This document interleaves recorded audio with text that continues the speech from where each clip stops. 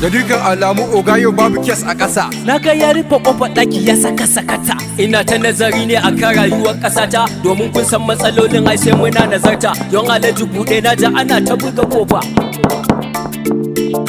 Assalamu alaikum, na zo ne a mugun yanayi. Matsalar ƙasa ta ma na rasa ina za na yi. Shine ma na zo wajen ka ko da yadda za a yi. Kilasi ɗorayi to faɗin mu jiya za a yi. Oh shit!